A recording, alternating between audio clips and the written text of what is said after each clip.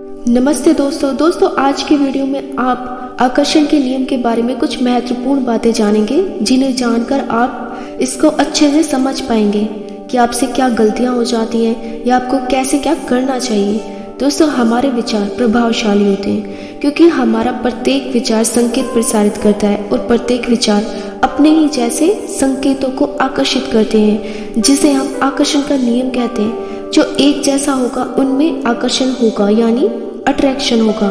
आकर्षण का नियम इस बात का ध्यान रखता है कि सभी एक जैसे विचार एक दूसरे से जुड़े रहें। आप इस सिद्धांत को तब समझते हैं, मान लीजिए आप रेडियो चला रहे हैं। जब आप अपने रेडियो चलाने पर रिसीवर को प्रसारण टावर के सिग्नल से ट्यून करते हैं, तो आप यह उम्मीद नहीं करते कि 101 FM की रेडियो फ्रीक्वेंसी पर चलने वाले संगीत आप तब सुन सके जब आपका ट्यूनर FM पर सेट हो, क्योंकि आप जानते हैं कि ऐसा तब होगा जब वो उसके अनुकूल हो। और आकर्षण का नियम आपसे सहमत है। ठीक ऐसे ही जब आप अपनी इच्छा को अपने अनुभव में लाना चाहते हो, यानी कि अपनी जिंदगी में उसे प्रकट करना चाहते हो, तो आपको ऐसे तरीके खोजने चाहिए जिससे आपकी फ्रीक्वेंसी और आपकी इच्छा की फ्रीक्वेंसी एक हो, तभी आप उसको अपने अनुभव में ला पाएंगे।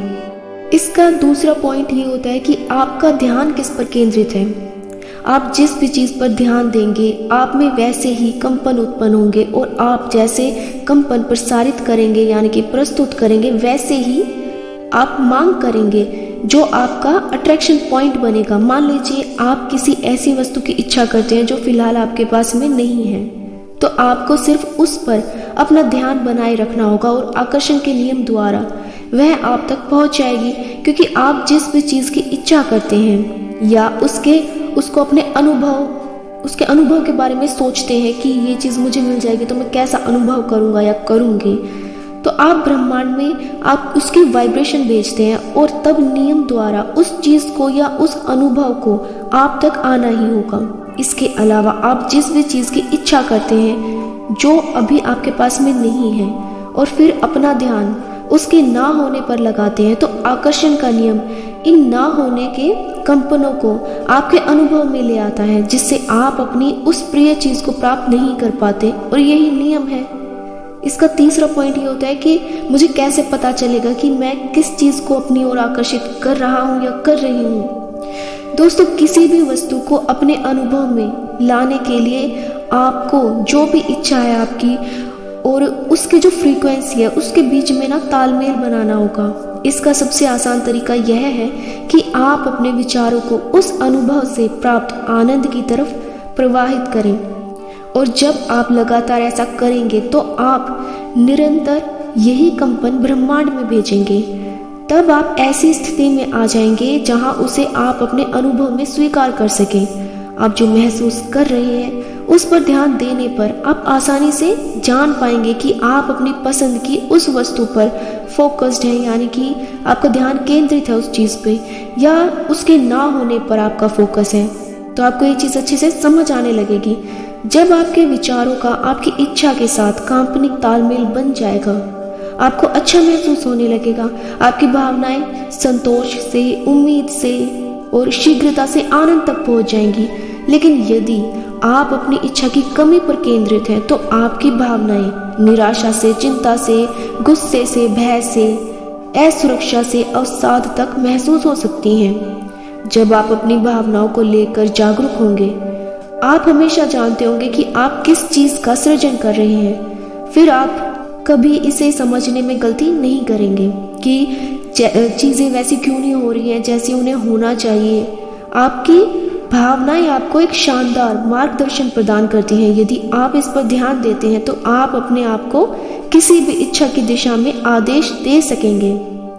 इसका फोर्थ पॉइंट यानी कि चौथा पॉइंट आता है कि आप जिस चीज़ पर विचार करेंगे वो आपको मिल जाएगा, आप उसे चाहें या ना चाहें। लेकिन ये कैसे होता है दोस्तों? आकर्षण के शक्तिशाली नियम के अनुसार आप जिस पर भी विचार करेंगे उसे अपनी ओर आकर्षित कर लेंगे। इसीलिए आप जो भी चाहते हैं उस पर विचार करते हैं तो आप उसे अपने जीवन के अनुभव में ले आएंगे, और यदि आप जो नहीं चाहते उस पर विचार करते हैं तब भी आप उसे अपने अनुभव में ले आएंगे। आप जो भी सोचते हैं वह आने वाली घटनाओं की योजना बनाने जैसा होता है। आपका प्रशंसा करना योजना बनाना है, आपका चिंता करना योजना बनाना है, और चिंता करने का अर्थ आपकी कल्पना का किसी ऐसी चीज के निर्माण में उपयोग करना है जिसे आप नहीं चाहते। प्रत्येक विचार, प्रत्येक अवधारणा, प्रत्येक अस्तित्व, बल्कि सभी चीजों की फ्रीक्वेंसी होती है। जब आप किसी भी चीज पर अपना ध्यान केंद्रित करते हैं, यानी कि आपका पूरा फोकस किसी चीज पर होता है, भले ही थोड़े समय के लिए, तो आपके अस्तित्व की फ्रीक्वेंसी उन्हीं कंपनों यानी कि उन्हीं वाइब्रेशन को एक्टिव करने लगती है जिन पर आपका फोकस है, आपका ध्यान है। आप इस बारे में जितना अधिक सोचते हैं उतना अधिक कंपन उत्पन्न करते हैं। आप ऐसे जितने अधिक कंपन उत्पन्न करते हैं उस जैसी उतनी ही अधिक चीजों को अपनी ओर आकर्षित कर लेते हैं। और ये सब तब तक बढ़ता रहता है जब तक आप किसी दूसरे या किसी अलग तरह के विषय के बारे में नहीं सोचते। जब आप सोचते हैं तो आप अपनी वाइब्रेशनल फ्रीक्वेंसी को बदल लेते हैं और फिर दूसरे किसी अलग विषय को अपनी ओर आकर्षित करने लगते हैं। आकर्षण के नियम को समझ लेने के बाद आप खुद के साथ होने वाले अनुभवों को लेकर हैरान नहीं होते, क्योंकि आप जानते हैं कि आपके साथ होने वाली प्रत्येक चीज को आपने खुद अपने विचारों के द्वारा आमंत्रित किया है। आपके जीवन अनुभवों में ऐसा कुछ नहीं घट सकता जिसे आपने अपने विचारों के माध्यम से आमंत्रित ना किया हो। आकर्षण के नियम के बारे में जानना बहुत आसान होता है, और एक बार जब आप यह समझ जाते हैं आपको वही मिलता है जिसके बारे में आप सोचते हैं।